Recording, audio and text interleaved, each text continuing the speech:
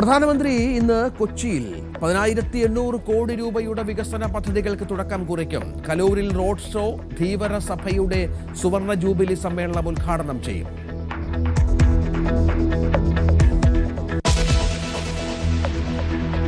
പശ്ചിമേഷ്യയിൽ അശാന്തി പടരുന്നു. ഇറാന്റെ ആകാശത്തും കടലിലും ആക്രമണം കടുപ്പിച്ച് സംയുക്ത സൈന്യം. ഹോർമുസ് കടലിടുക്കിൽ ഇറാൻ സ്ഥാപിച്ച മൈനുകൾ നശിപ്പിച്ചുവെന്ന് അമേരിക്ക. ജനവാസ മേഖലകൾ ആക്രമിച്ചെന്ന ഇറാൻ. പടക്കപ്പൽ മുക്കിയത് ക്ഷമിക്കില്ലെന്നും തിരിച്ചടി ഉടനെന്നും ഇറാൻ.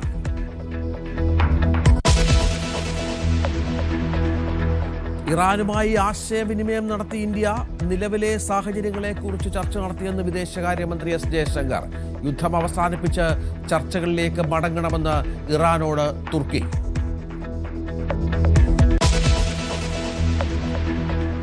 പശ്ചിമേഷ്യൻ യുദ്ധത്തിനിടെ രാജ്യത്ത് പാചകവാതക ലഭ്യതയിൽ വൻ പ്രതിസന്ധി. ഹോട്ടൽ മേഖലയിൽ കടുത്ത ആശങ്ക.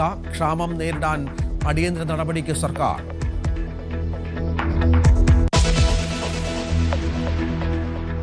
നഴ്സുമാരുടെ സമരം 3-ാം ദിവസത്തിൽ.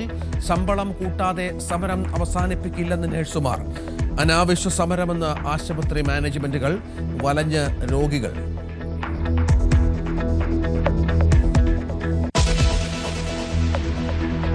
സ്പീക്കർ ഓം ബിർളയെ നീക്കണമെന്ന പ്രമേയത്തിൽ പാർലമെന്റിൽ ഇന്നും ചർച്ച.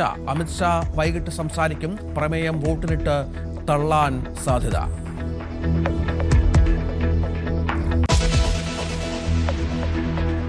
T20 ലോകകപ്പിലെ അഭിമാന ജയം ആഘോഷിക്കാൻ ടീം ഇന്ത്യ. വിജയാഘോഷം ഡൽഹിയിൽ. ടീമിന് 131 കോടി രൂപ പാരിതോഷികം.